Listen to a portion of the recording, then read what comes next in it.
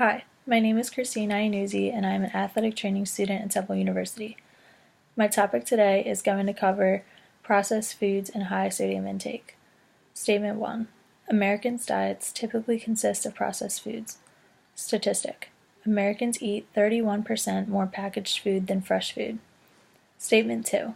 Processed foods contain high amounts of salt. Statistic. According to the Economic Research Service of Agriculture, 77% of a person's salt intake comes from restaurant or processed food. Statement 3. High salt intakes can increase the risk of having hypertension. Statistic. A high salt intake has been shown to increase not only blood pressure but also the risk of stroke and left ventricular hypertrophy. Statement 4. Hypertension will increase the risk of congestive heart failure. Statistic. 74% of people who have congestive heart failure have blood pressure higher than 140/90. Statement 5. Hypertension, therefore, is a contributing factor to deaths in the United States. Statistic. High blood pressure was listed as a primary or contributing cause of death in about 348,102 of the more than 2.4 million U.S. deaths in 2009, which comes out to about 14.5%. Statement 6. The death rate in the United States due to hypertension is significantly increasing. Statistic.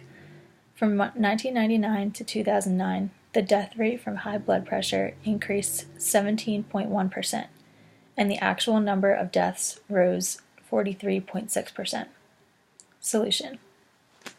I want to start first by targeting companies that distribute and sell food to the American population. These companies should have a limit to how much salt they are allowed to put into the food products. The National Salt Reduction Initiative has targeted many food companies to reduce the amount of sodium allowed in food products.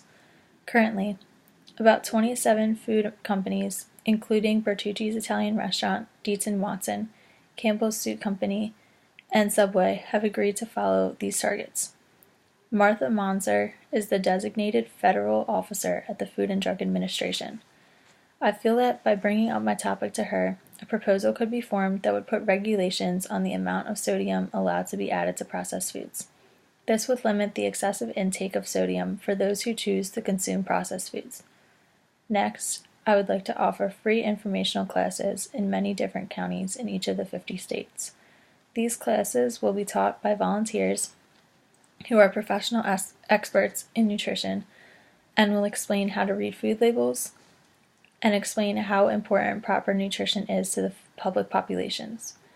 The classes will also educate individuals on healthy nutrition plans and the daily intakes of nutrition in an everyday diet.